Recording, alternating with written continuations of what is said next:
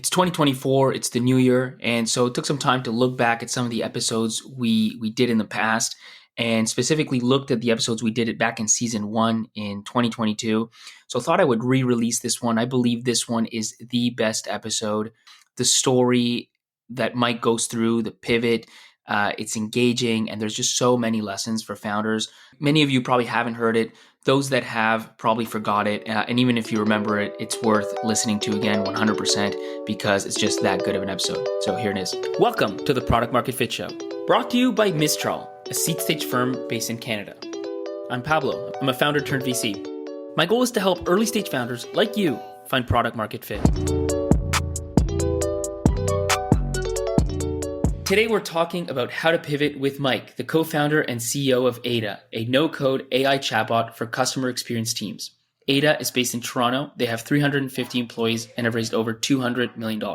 Mike, it's great to have you here today. Great to be here, Pablo. Today you're the CEO of a billion-dollar company, one of Canada's hottest startups, but of course it didn't start out this way. And, I think a lot of people will be surprised to hear that Ada, kind of like Twitter or Slack, is actually the result of a massive pivot. About 2 years before Ada launched, I believe you'd started a company called Volley. So maybe let's start there. Can you tell us a bit about Volley? What was it? What was the thesis there? So Ada's story really began 7 years ago with Volley, which was a completely different product going after a completely different opportunity. Volley was a social search engine. Our goal was to make it easy for people to help each other solve problems, specifically problems related to entrepreneurial opportunities people were pursuing, by helping them connect with relevant experts in their network or through their social network that had the skills to help. David and I built this product on iOS and on the web that was growing really quickly at one point, quickly out of the gate. And we felt like we had sort of lightning in a bottle. It was very exciting. We encountered this customer service problem pretty early on. The problem was, how do we scale our customer service operations in line with our user growth? Now, this was a particularly challenging problem for us because everything that we'd ever built, David and I go way back building a bunch of different software together, and everything we'd ever built that had been remotely valuable had come from a really tight feedback loop between our users and our product and engineering teams. We knew our customers' names, we had a relationship with them, and I personally believe that great software bestows ownership on its customers. You feel as a customer like the software, the product is yours. Sort of in the same way that you might have a feeling of ownership over your favorite restaurant or your favorite cafe. We use the word, that's my restaurant, my cafe, my gym. And I've long been very interested in that level of ownership when it comes to software. And that intimacy was really eroding as Volley got bigger.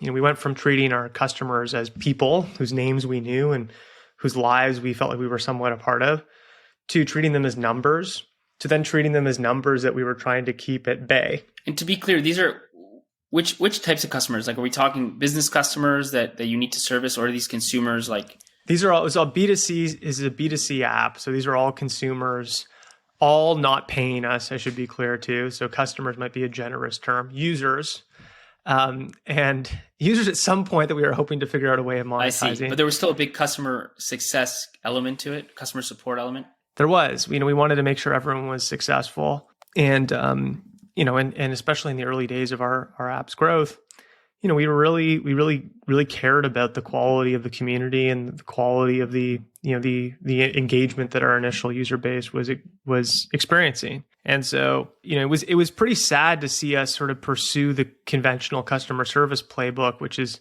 essentially figure out how to talk to your customers less the bigger you get. And that's what we were pursuing. I mean, that was the playbook that, we, like almost every other business in the world, was running.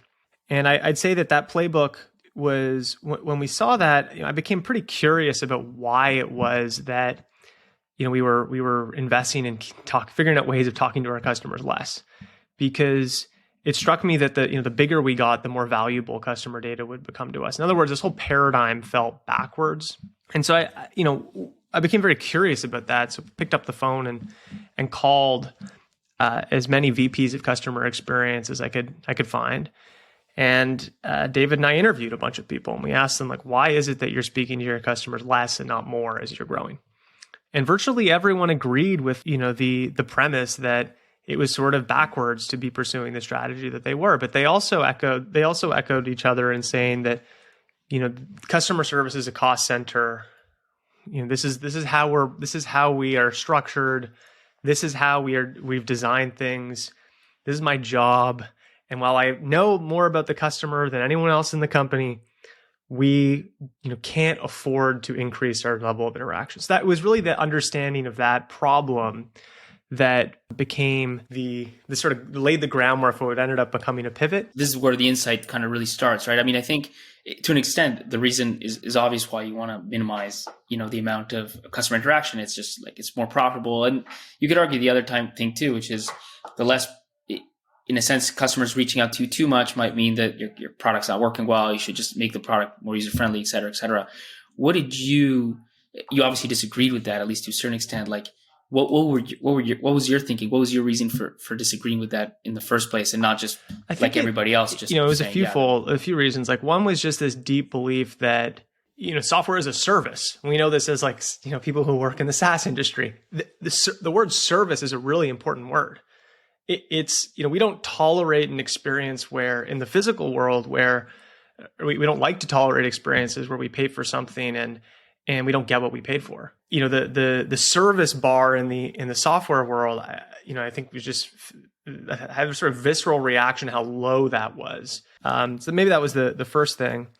The second thing was that I think that the world, the paradigm of talking to your customers less, was really born of an era where people really weren't making as many data-informed decisions. And that might have been because a lot of this information wasn't digitized to begin with. If you're running a legacy contact center and you're doing millions of phone calls a day, and those are analog phone calls, very difficult to mine that data, extract insights, and inform your decision making. And that's really where customer service was born. It's through the telephone. However, in the digital era where we can actually start to make use of this information, you can do more with this. It becomes much more actionable, much more useful. And so I felt as though the technology was actually quite a bit ahead of the strategy. And that seemed like an opportunity for us in building Volley. Felt like we really should be. We knew our success had come from really rapid feedback loops between our users and our product teams. The question was, how do we, if that works at a small scale, it should work at least as well at a big scale, maybe even better if we had more data. So how do we figure out how to solve that problem? That was the question. I see. And at first, solving that problem was not so much about starting a new business venture. It was just about making Volley better, right? It was. And I went through this, this really difficult period where it started to become clear that, hey, maybe this customer experience opportunity is a bigger one, a more difficult problem to solve than the one we were trying to solve with Volley. But yes, initially, this was about a curiosity we had around solving a problem that we were experiencing as the leaders of Volley, and not as this is a pivot opportunity or this is a new business venture. It was about solving our own operational challenge. So maybe let's walk through some of the steps, right? So you mentioned first you call a bunch of VPs in customer success and you validate the idea that they're thinking about it that way and that is the current paradigm. What do you start doing? What are the first few steps you start taking towards fixing customer success, at least, within Volley at first? Yeah. So I think step one, and hopefully this is helpful for, other entrepreneurs in the audience who are thinking about, perhaps in their own companies or exploring a pivot themselves. For me, what was most useful is we first confirmed that there was a pattern, that the same problem was manifesting across industries. Like that was a very important learning. And the way we knew that was pretty simple. I mean, picking up the phone call, you have a 10th phone call in a row and people are saying they're almost using the exact same phrases when they're describing the problem and they're reacting to it the same way. So you almost feel like an anthropologist. Like you just sort of get to a point where you can kind of predict what someone's going to say in response to one of your questions. So that was step one. Step two was really the commitment to understanding this problem at a much deeper level. And for us, making that commitment meant going back to these VPs and asking if we could join their team. as agents, and 7 of them said yes. So our belief there was, okay, we have this, we've identified there's this problem across industries. Now let's understand it more deeply. The way to understand it more deeply, in our view, was to experience the pain firsthand as manually as possible. And so we became customer service agents, and we were the frontline customer service reps for 7 different companies. And that was you and your co-founder? Like, as your CEO of a startup that's funded, you take some time to be an agent for another company? Yeah. How much time are you devoting to this? Like, how are you making that work?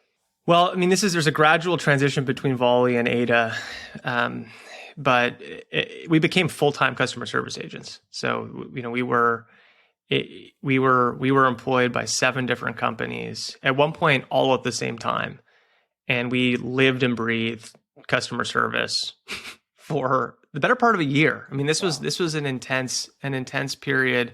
Definitely one of the lowlights of my entrepreneurial career. Like, at that point, I couldn't. We a lot of folks. I think one of the pressures you face, as you know, as a founder, is, especially in the early days, a lot of folks are asking you what you're doing. Like, what is your job? What do you do? It's one thing to justify that, explain that when you have, a couple hundred employees and you're financed and it's clear what your company actually creates value. Much harder to do that in the earlier days. And I'm someone who I found it difficult to be in a situation where it's very difficult to explain what we were doing. The only people who really knew what we were doing were David and I. And we were just obsessed with learning. We were obsessed with learning how difficult and painful it can be to scale customer service, from the ground up as a frontline employee. So that was the second step.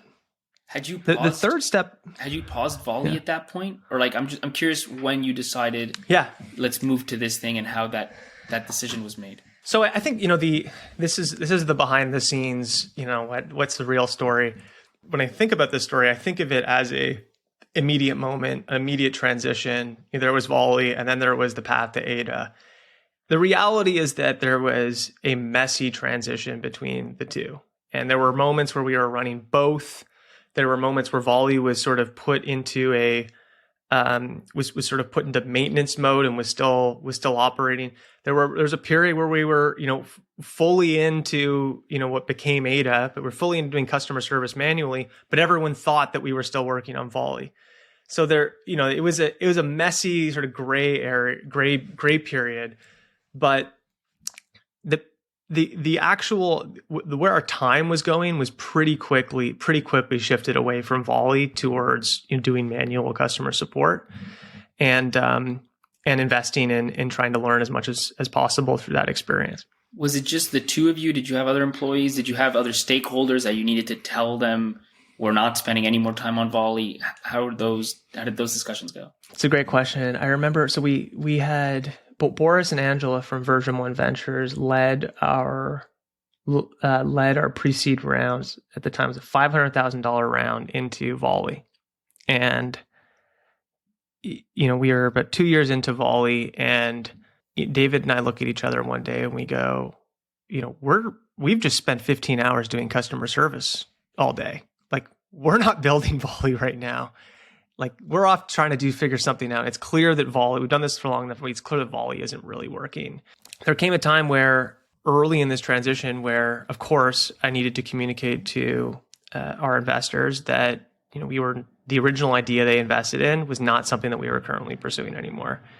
And I distinctly remember going to tell Boris this, Boris Wirtz, and who, by the way, is still on Ada's board today.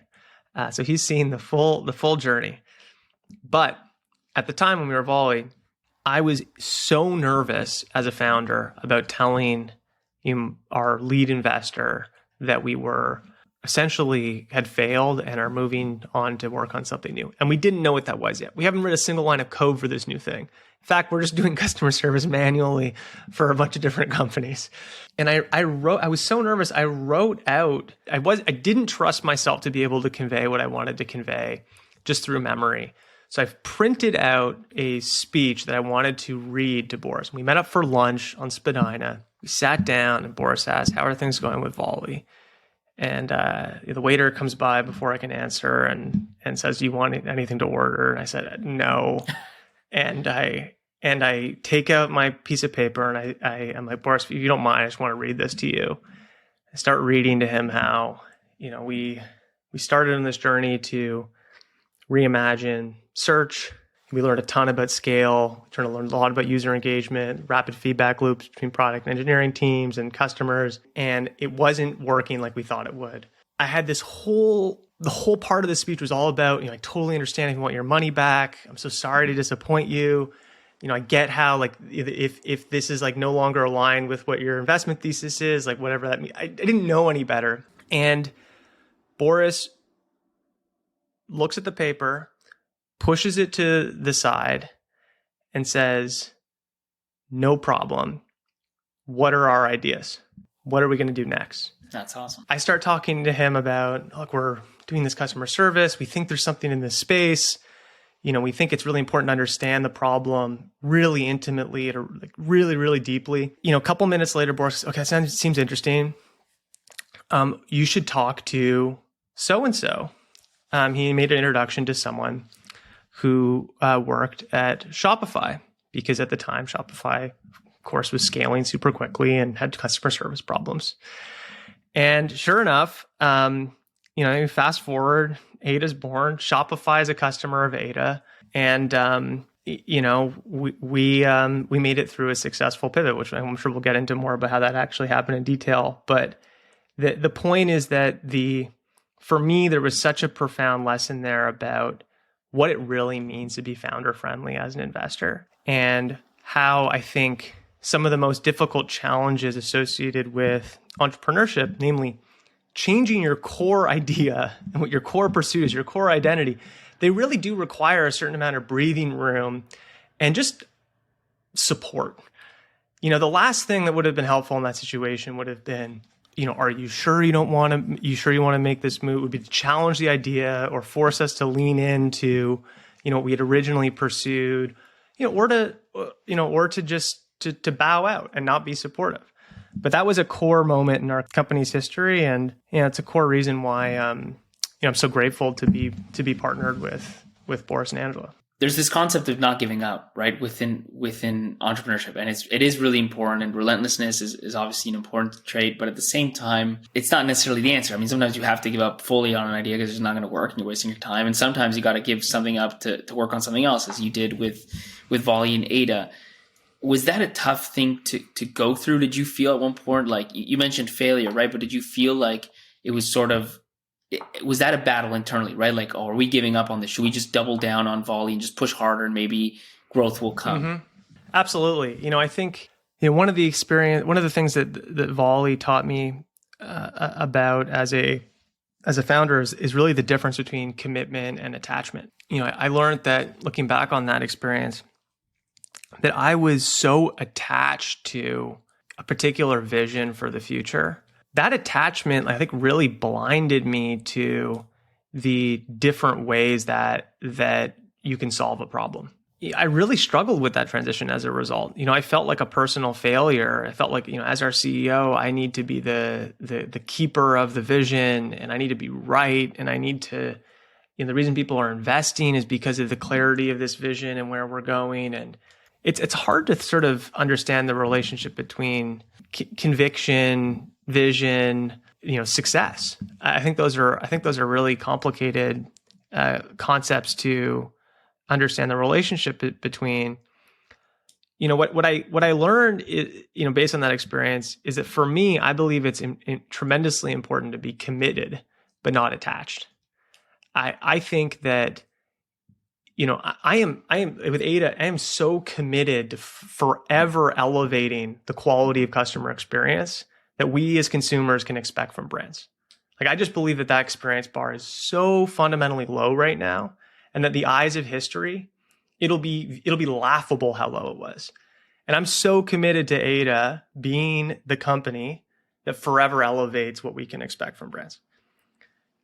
I'm no longer an entrepreneur who's attached to how we get there. And in fact, I think that what's been core to our success at Ada is a belief that there's so much value in not being attached. In fact, there's this openness, there's this excitement, there's this creativity that comes from being committed but not attached, because you start to view the world differently and you start to be much more open to different solutions. And so that was really the lesson. And I think the psychology of what was going on for me when I thought about the transition from Volley to what became Ada. Is there anything that ties at any level that ties Volley and Ada together? Like you think about, the Twitter story, and it was always about sharing ideas. At least it went from podcast to Twitter, whatever. Is there something like that here? Oh, absolutely. I mean, Volley was fundamentally about helping people. Volley was the way Volley worked is it was a community built on requests. You put a request out. I'm looking for help building refining my user onboarding experience. Does anyone know any product designers that are really skilled at B2B SaaS onboarding experience, whatever? And Volley's job was to connect you with the best expert through your network who could help you with that. Not that dissimilar from a customer service inquiry. That's true. I'm looking. It was a B2C incarnation of what ended up being a B2B business for us. But yeah, many similarities. I think they run deep. I mean, I've never worked on a B2B company, a B2B SaaS company before starting Ada. And I think a lot of our successes come from a lot of conviction and expertise in building B2C software prior to Ada. And Volley is a good example of that. We just fundamentally believe in the craft of software. I would even say like a obsession with great customer experience, great user experience has been a real asset that was definitely something that we carried from Volley. As you spent 15 hours a day being agents, what were some of the things that you learned that you then decided to build a product around? So I think the first thing, as we learned, we really fought the temptation to write a single line of code. That was really important. And I think I think there's a lot of founders out there who think that they measure progress in code. They assume that like the way you make progress in the early days of a business is to build an MVP. I think core to our success was actually a rejection of that premise. Our goal was actually to go as long as possible without building an MVP, like without writing a single line of code.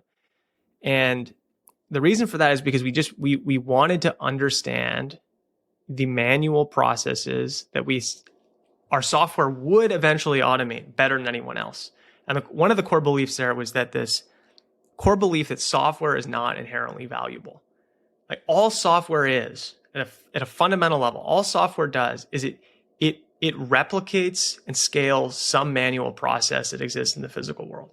And our belief is the extent to which you can understand that manual process better than anyone else, or at least understand it incredibly well, puts you in a position to build software that is truly excellent. That was the philosophy. That was informed by Volley.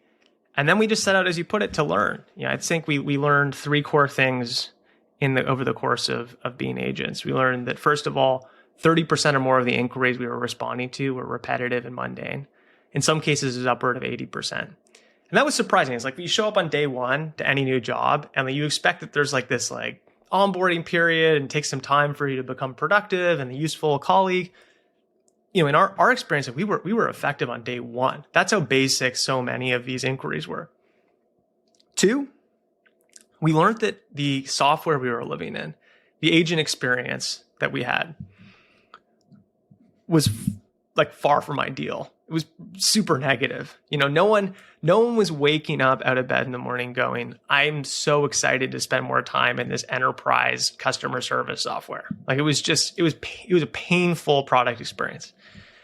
And then the third thing we learned is that all our colleagues, they wanted to talk to their customers like they talk to their friends, which meant they just couldn't figure out like, why is it that I'm talking to this person on the phone? And this person clearly who I'm talking to hasn't been on a phone call in like a week. They're not using their phone for phone calls. They're like, why can't I message this person? Why can't I text them? It doesn't make any sense. Why don't we open up a messaging channel for customer service? And this we heard over and over again, and that idea was always rejected. And it was rejected, remember, because of the conventional customer service paradigm, which is reduce customer contact. Messaging was thought of as likely increasing it. So that's what we learned. We became amongst the most productive agents on each one of these teams. We essentially we just work really hard. Is the simple way to say it. And we saw the impact of that work. We saw that customers were less likely to leave. They liked our businesses more. Which isn't exactly a novel insight. Like we all know this in the physical world. If you have to wait for 4 hours for your Starbucks coffee, you're not going to go back to that location. Secondly, we learned that our colleagues liked their jobs more and were far less likely to leave when we were handling as many of the repetitive inquiries as possible. And that was a big deal because we knew that attrition rates in contact centers are on average about 45% annually, meaning that in the enterprise, about half of all customer service agents will leave their jobs every year. That's how repetitive and mundane the role is. However, if you remove the repetitiveness of the job, what you're left with is something that's way more intellectually stimulating. It's way more challenging. It's much more conversational and consultative. And our colleagues end up loving their jobs way more. And so we were like, that's fascinating. Like people just loved working with us as a result. And the third thing we witnessed was that the data that we were privy to, these customer conversations, they felt like a gold mine. They had sales opportunities in them, product insights, strategic information. We felt like it was pretty clear that businesses, our colleagues, our bosses, VPs across the organization really should have been using this information to inform their decision making, but instead they didn't even know it existed. And so it was once we'd essentially proven the value of the software before it existed, proved it manually. We still to this day at Ada say, do it manually first when you're solving a problem. That it was then that we set out to build the software that replicated that manual behavior we had engaged in. And, the solution it sort of appeared, right? It was so painful that we were going through that the software almost became medicine. It's like, take the pain away. And we took an ML approach because we had access to so much data. And then we focused on making those ML techniques that we were developing as easy to use as possible because all our colleagues were non-technical. And those insights, which have been absolutely core to Ada's success, continue to be to this day, there's no way we would have realized those. Those are not insights that you glean intellectually. Like you need to live those things. You need to feel them emotionally. And there's no way that we would have had them had Ada been developed through this academic, business model canvas exercise. It had to be something that we lived. And it's been core to the product that we've developed and the pillars it's still standing on. I have to pull on this thread just because it's something I've seen a lot, which is, and we've talked about this in other episodes, but lean startup is useful, but it's gotten to the point that when somebody has an idea today, the first thing they do is they build an MVP and they put it out and they get into this test and validate mode. And what I've seen is that what companies aren't doing enough of is before there's startup mode, there's research mode. And you got to spend time in that research mode where you're really not building, where you don't have a company, let alone you don't have a company, you don't have a startup. You have some sort of insights and ideas, and it's really more of a project. And sounds like that's exactly what you guys did for a long time when you were working as agents, is that you just stuck to research mode for a really long time until the things that you needed to build were no longer guesswork, right? It was like, if you build this feature, these companies are going to buy it because you've lived it. That's right. Now, two thoughts there. So one, I completely agree that lean, the philosophy of lean, I think has been misinterpreted in recent years. Lean is about learning as quickly as possible. And sometimes, writing software is the fastest way to learn. But in my view, it actually rarely is. It can be, but it rarely is. So I think we've conflated progress. We've conflated developing an MVP with progress or rapid progress. Those are two very, very different things.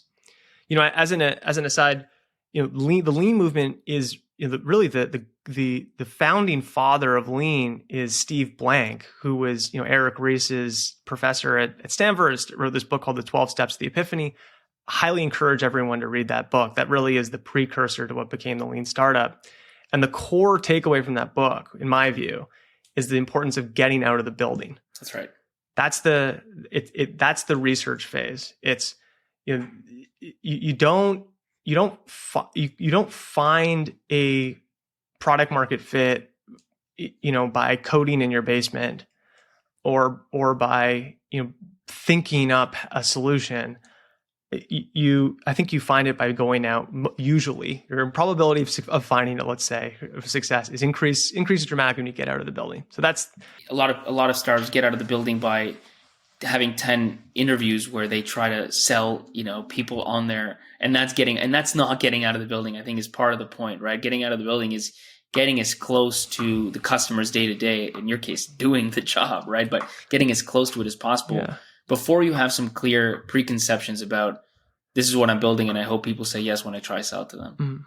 And this is the difference, again, between commitment and attachment, right? If you're attached to how you think it's going to work, I think your ego gets in the way.